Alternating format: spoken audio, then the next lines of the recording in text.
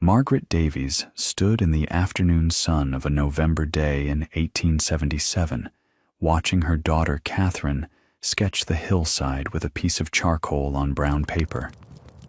The girl was 14, with her father's steady hands and Margaret's determination, both of which they would need for what came next.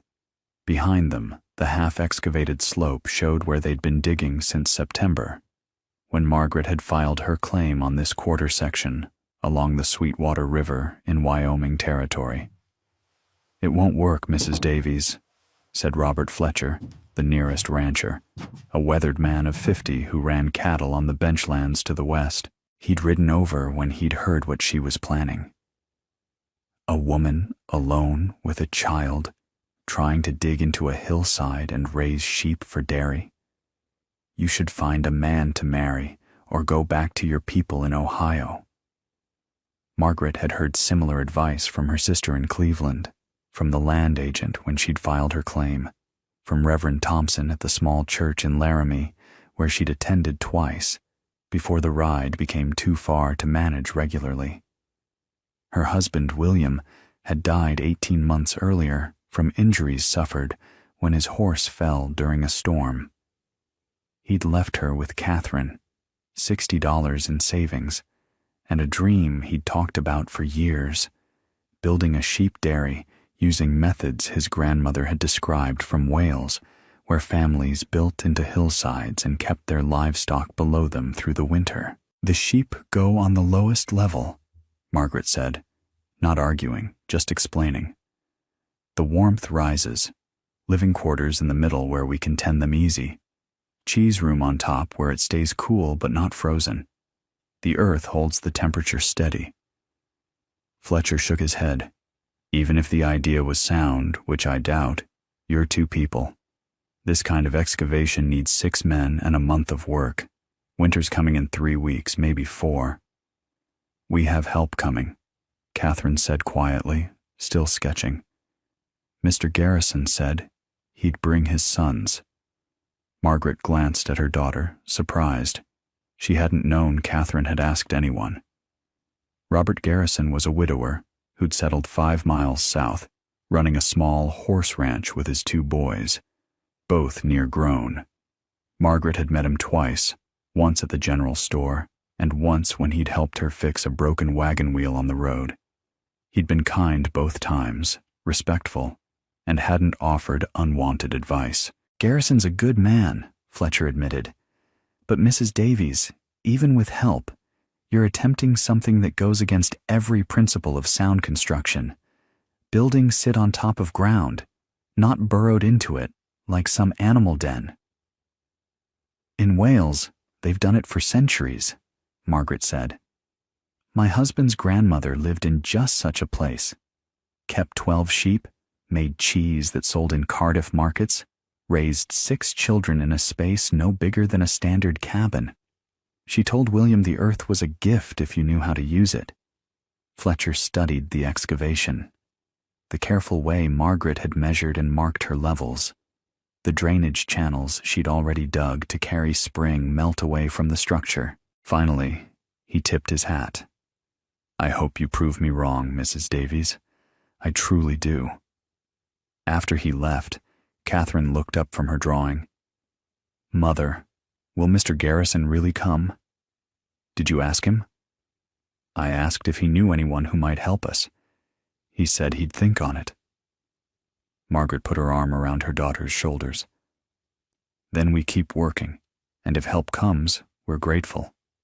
If it doesn't, we work slower and longer." But help did come. 3 days later, Robert Garrison arrived with his sons, Thomas and James, young men of 19 and 17. They brought tools, timber, and a practical assessment of what needed doing. "Show me your plan," Garrison said without preamble. He was tall, lean from ranch work, with gray threading through dark hair and eyes that assessed problems the way a good carpenter measures wood. Catherine brought out her drawings. She'd sketched the 3 levels in cross-section, showing how the lowest chamber would house the sheep, 8 feet high with ventilation shafts. the middle level for living quarters with a fireplace whose chimney would run up through the cheese room, and the top level partially above ground for proper cheese aging, cool and dry. "Your daughter drew these?" Garrison asked. "Her father taught her to draft," Margaret said. "He was a carpenter before we came west." Garrison studied the drawings for several minutes. Thomas and James came to look over his shoulder. The boys had their father's build, solid and capable. Thomas, the older one, traced the ventilation system with his finger. "This could work. The airflow's smart. The excavation's the hard part," James added. "Getting the levels right, the drainage proper." Garrison looked at Margaret. "How deep have you gotten?" 12 feet at the back wall, 6 feet forward. I'm cutting it in terraces, like steps. Then I'll level each floor as I frame it. You're doing this work yourself? Catherine and I together. We manage what we can each day. Garrison handed the drawings back to Catherine, but he spoke to Margaret. We'll help. My boys need to learn different methods of building, and I'm curious to see if this Welsh design holds up to Wyoming winters. But I won't do the work for you. We'll work with you, and you'll need to keep pace. Over the next 6 weeks, they excavated the hillside. Margaret and Catherine worked from dawn until they lost the light, and the Garrisons came 4 days out of 7 when ranch work allowed. They hit bedrock at 14 feet, which Garrison said was fortunate. It gave them solid foundation for the lowest level and meant drainage would flow around the structure rather than under it. The work was harder than anything Margaret had done, digging into earth that fought back with rocks and roots, hauling away the excavated soil, shoring up walls with timber supports until the permanent structure could be built. Her hands blistered and calloused. Catherine, slight for her age, pushed herself to exhaustion daily and came back the next morning, ready to work again. Other neighbors came by to watch their progress, some out of genuine curiosity, others to witness what they expected would be a spectacular failure. Martha Hendricks from the homestead to the north brought bread one afternoon and stayed to ask questions about the design. "You're really putting the sheep below ground?" Martha asked, watching Catherine measure the depth of the excavation with a marked pole. "The warmth rises," Margaret explained again. "In Wales, they've done this for generations. The animals stay warmer, use less energy maintaining body heat, produce more milk. And you'll live in the middle level, between the animals and the cheese? The heat from below keeps us warm. The heat from our fireplace rises to keep the cheese room at the right temperature for aging. Everything works together." Martha studied the excavation thoughtfully. "My husband says it's madness. But then he said women couldn't file homestead claims either, and you did that too." She smiled. "I'll be interested to see if you prove him wrong twice." As November progressed and the excavation deepened, they encountered challenges Margaret hadn't anticipated. A seam of clay 15 feet down meant they had to dig through material that stuck to their shovels and required twice the effort to remove. A pocket of loose gravel nearly caused a wall collapse until Garrison showed them how to shore it properly with timber bracing. "Every structure teaches you something," Robert said as they reinforced the unstable section. "The question is whether you're willing to learn." Margaret found herself learning constantly about soil composition, about water flow, about the precise angles needed to ensure stability. Catherine absorbed it all, sketching modifications to their original plans, calculating load distributions with the mathematics her father had taught her. "She's got spine, your girl," Garrison said one afternoon, watching Catherine lever a rock out of the excavation with a pole and wedge. "Reminds me of her mother." Margaret, covered in dirt and sweat despite the November cold, looked at him sharply, but his expression was matter-of-fact, approving without presumption. By early December, they had the excavation complete, 3 levels cut into the hillside like giant steps. The lowest chamber was 20 feet deep into the hill, 16 feet wide, 8 feet high. The middle level, offset forward, gave them living space of 18 by 14 feet, with a ceiling height of 7 feet. The top level, mostly above ground but bermed with earth on 3 sides, would be the cheese room, smaller at 12 by 12 feet, but with the height needed for proper air circulation. "Now comes the real test," Garrison said, "framing this so it doesn't collapse when the earth shifts come spring." They built the frame using lodgepole pine from the mill in Laramie. The back wall of each level sat directly against bedrock or the cut earth face, lined with flat stones Margaret and Catherine gathered from the river and fitted tight. The front walls and floor joists had to carry the weight of earth berms, while allowing for the heat and ventilation flow between levels. "The sheep heat rises to warm the living quarters," Catherine explained to Thomas one afternoon while they notched floor joists. "And the cooking heat from our fireplace rises to the cheese room to keep it from freezing but not too warm. It's all connected." Thomas, who'd been skeptical at first, had become a believer in the design. "It's like the whole structure breathes together." Margaret was inside the middle level, building the fireplace from riverstone and clay mortar, when she heard voices above. She climbed out to find Reverend Thompson standing with Garrison, looking at the construction. "Mrs. Davies," Thompson said, "I've heard remarkable things about what you're attempting here." "Just trying to make a living, Reverend. Robert tells me you're building a sheep dairy using some old Welsh methods." "My late husband's family knowledge, yes." Thompson walked around the structure, examining how the 3 levels stacked, how the ventilation shafts ran from the sheep chamber up through the living space and cheese room. "I confess, I came here with concerns about a woman undertaking such a venture without proper male guidance. But this is thoughtful work, careful planning." Margaret waited. There was usually a but coming. "I wanted you to know," Thompson continued, "that several families in the Laramie congregation have asked about you. They're impressed by your determination. If you need help with the sheep, with supplies, with anything, you have friends willing to offer it." After he left, Garrison said quietly, "You're changing some minds, Margaret."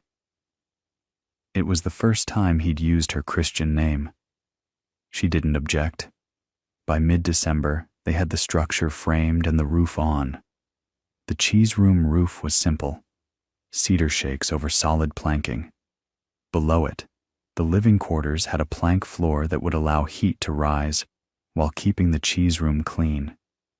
And below that, the sheep chamber had a floor of packed earth covered with straw, with small gaps left in the planking above to let warmth rise. "We need to test it before winter truly hits," Margaret said. "James, could you help Catherine bring the sheep down from the upper pasture? We should move them in tomorrow." She'd bought 6 ewes from Fletcher back in September, hardy animals with thick wool, the kind used for both meat and dairy in the old country. They'd been grazing the hillside grass, getting fat for winter. That evening, with the sheep settled in their new quarters below and a fire burning in the living space, Margaret invited the Garrisons to stay for supper. It wasn't much, rabbit stew and biscuits, but the warmth of the space surprised them all. "It's 65 degrees in here," Garrison said, checking the thermometer Margaret had hung on the wall. "And it's 20 degrees outside." "The earth holds heat," Catherine said proudly, "just like the drawing showed." Over the meal, they talked about the next steps. Margaret needed to build proper milking stations in the sheep chamber, set up the cheese-making equipment in the upper room, seal every gap and crack against wind. Thomas and James would help with that, they said. Their father sat quietly, watching Margaret talk about rennet and aging times, and the markets in Laramie, that might buy her cheese. When the Garrisons left that night, Robert lingered a moment at the door. "You've built something remarkable here, Margaret. William would have been proud. I couldn't have done it without your help, Robert. You and your boys. We'll be back day after tomorrow. There's still work to finish before the real cold comes." The real cold came on December 28th. Margaret had been tracking the weather signs, the way the horses moved restless in the upper pasture, how the birds had fled south in unusual numbers, the particular quality of the clouds building from the northwest. She brought the ewes inside, stocked extra firewood in the living quarters, and made sure the ventilation shafts were clear. When the temperature dropped to 12 below and the wind began to howl, Margaret and Catherine were safe inside their earth home. The fire burned steadily. The sheep below them added their warmth, and the temperature inside stayed at 62 degrees. "Mother," Catherine said, looking out their south-facing window at the blowing snow, "do you think Mr. Garrison and his boys are all right? Their cabin's well built. They'll be fine." But Margaret worried too. She'd grown to rely on Robert's steady presence, his practical knowledge, the way he treated Catherine with the same respect he showed adult workers. And more than that, if she was honest with herself, she'd come to look forward to seeing him, to the conversations they had while working, to the way he looked at her. Not with pity for her widowhood, but with something warmer. The storm lasted 3 days. On the 4th day, when the sun emerged and the temperature climbed to 0, there was a knock on their door. Robert Garrison stood there, half frozen, leading his horse. "The boys?" Margaret asked immediately, pulling him inside. "Safe at home. I needed to check on you both." "You rode out in this to check on us?" "I needed to know you'd survived." Catherine, with the intuition of 14-year-olds everywhere, suddenly remembered she needed to check on the sheep in the lower chamber and disappeared down the ladder, leaving Margaret and Robert alone. "The structure held," Margaret said, to fill the silence. "It performed exactly as designed. We've been warm and safe." "I worried," Robert admitted. "I know you're capable, Margaret, but that doesn't stop a man from worrying about people he cares for." Margaret met his eyes. He was a good man, steady and kind.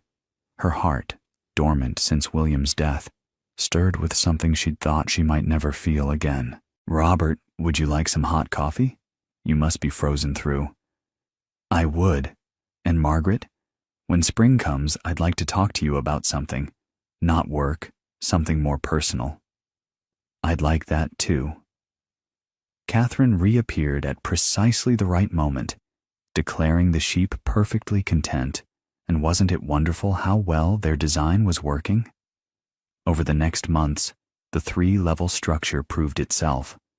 The sheep thrived in their lower chamber, protected from the worst of winter's cold by 8 feet of earth above them and the thermal mass of bedrock behind them. Margaret milked them twice daily, climbing down the ladder with her pail, working by lantern light in the cozy warmth their bodies generated.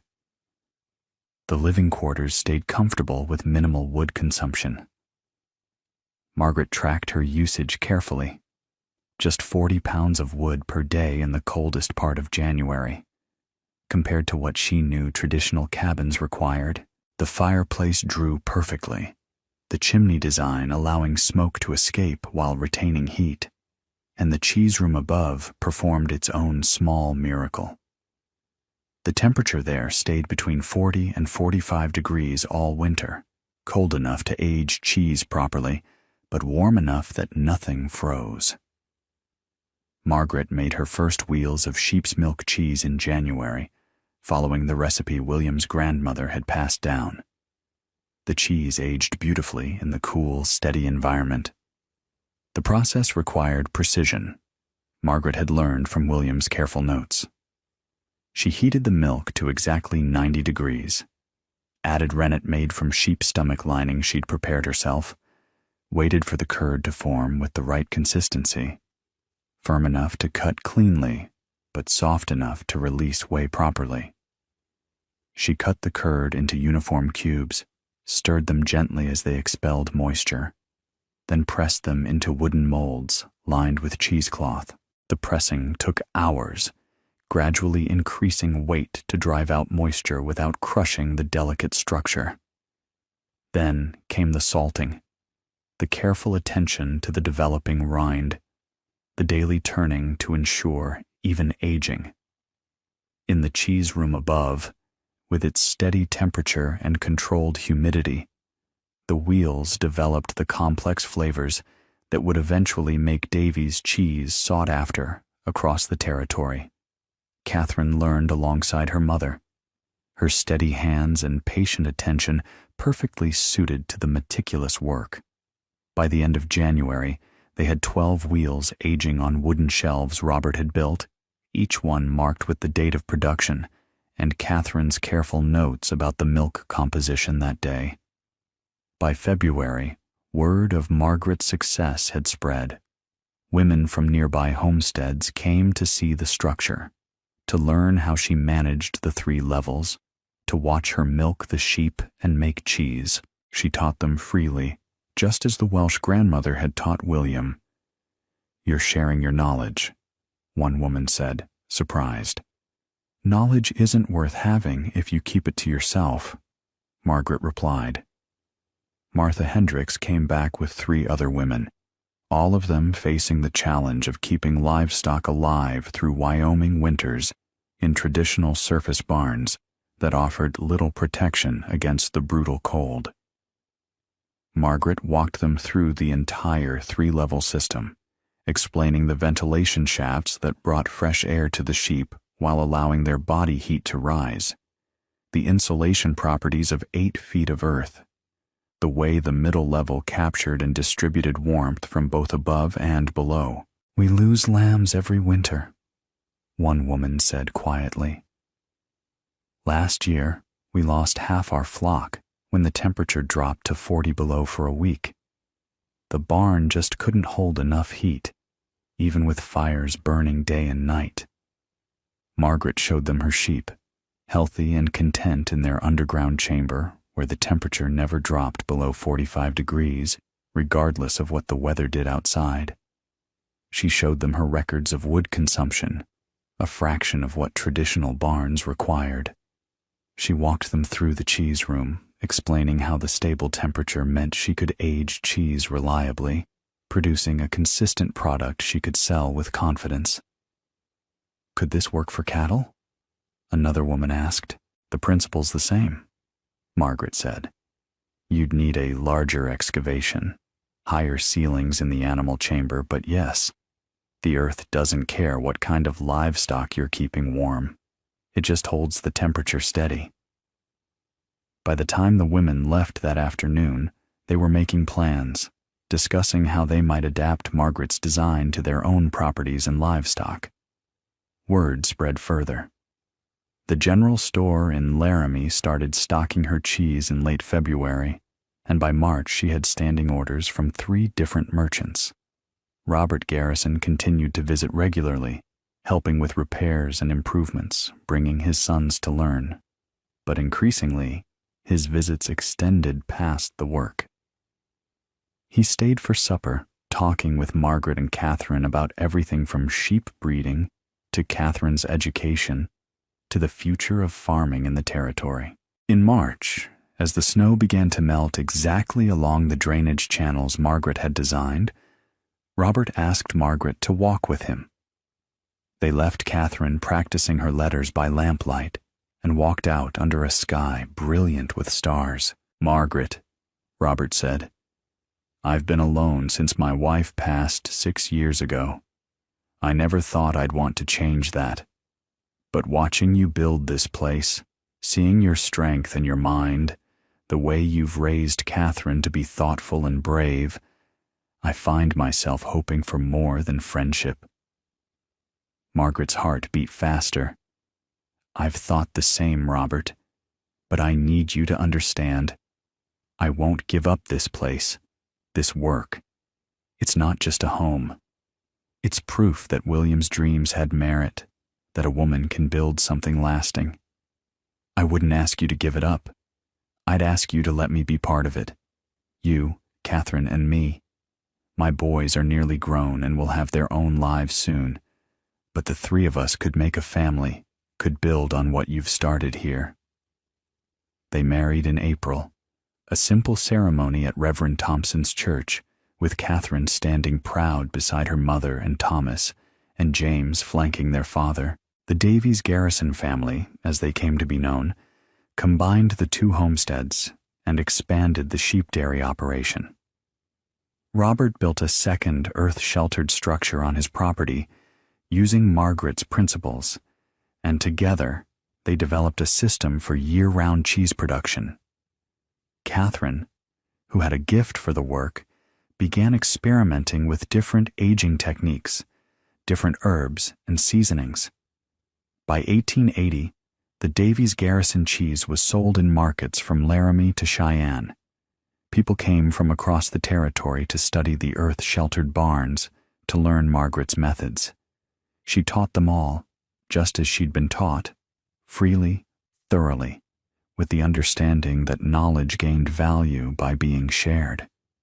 The three-level structure she'd built that first year stood solid through 20 more Wyoming winters. Other farmers adopted the design, modifying it for cattle, for root cellars, for living spaces that could withstand the brutal temperature swings of the high plains. Engineers came to measure and document, but the real proof was simpler. Families survived winters that would have killed them in traditional cabins. Margaret lived to see her grandchildren, Catherine having married Thomas Garrison, and made the family circle complete. She saw her cheese-making methods taught in agricultural schools, saw earth-sheltered building become an accepted practice in the territory. But what gave her the deepest satisfaction was something smaller and more personal. On a February evening in 1895, when she was 63 years old, Margaret stood with Robert watching the sun set over the Gallatin. They'd just come from the earth-sheltered barn where Catherine was teaching her own daughters to milk the sheep, to monitor temperatures, to understand how the three levels worked together as one breathing system. "We built something good," Robert said, taking her hand. "We did," Margaret agreed. "William dreamed it. Catherine and I started it, but you helped us finish it and made us a family. That's the best building of all." The Davies Garrison Sheep Dairy operated until 1923, when Catherine's children finally closed it after Margaret's death at 91 and Robert's passing at 94. The three-level structure stood for another 30 years after that, slowly weathering back into the hillside it had been carved from. But the knowledge didn't weather away. Margaret's methods, written down in her careful hand and preserved by her descendants, influenced a generation of Wyoming farmers. The principle was simple but profound: work with the land's natural properties rather than fighting against them. Use the earth's constant temperature. Let heat rise naturally. Build for the climate you have, not the one you wish you had. Modern agricultural historians recognize Margaret Davies as a pioneer in sustainable farming practices. Her three-level earth-sheltered design anticipated principles that wouldn't be formally articulated until decades later. But Margaret wasn't thinking about future movements. She was thinking about keeping her daughter warm, keeping sheep healthy, making cheese that would sell, and building a life when everyone said it couldn't be done. Catherine's diary, preserved by the Wyoming Historical Society, contains this entry from April 1878. "Mother married Mr. Garrison today. He is kind and steady, and he makes her happy. More importantly, he believes in her work and our design. Thomas and James are now my brothers. We are a family built on more than blood. on shared purpose and mutual respect. That's the real legacy of Margaret Davies, not just the innovative 3-level earth-sheltered barn that kept sheep warm and cheese cool and a mother and daughter safe through brutal winters, but the demonstration that practical wisdom and human connection could combine to create something stronger than either alone. The Davies Garrison story endures because it speaks to fundamental truths about human capability and resilience. It reminds us that old ways and new ways don't have to conflict, that a woman's vision and a man's support can complement rather than compete, and that sometimes the most revolutionary act is simply having the courage to build what others say can't be built. Margaret Davies proved that you could survive impossible odds by thinking clearly about the problem instead of accepting conventional limitations. She proved that help could come from unexpected places, that family could be built by choice and shared work, and that true partnership meant supporting each other's strengths. The 3-level structure Margaret and Catherine designed that November in 1877, refined with Robert's help and proven through Wyoming's brutal winters, represented a fundamental shift in how people approached building in extreme environments. They stopped fighting the climate and started using it, accessing the thermal stability the earth provided freely to anyone willing to dig deep enough and think clearly enough to use it properly. Every family that survived a blizzard in an earth-sheltered home, every cheesemaker who used Margaret's methods, every farmer who learned that the land could be partner rather than adversary, they were all part of the legacy she built, not because she sought fame or recognition, but because she faced an immediate problem with practical determination and shared what she learned with anyone willing to listen. Margaret Davies built a 3-level earth-sheltered sheep dairy in Wyoming Territory in 1877. But more than that, she built a family, a future, and a foundation of knowledge that helped countless others build theirs.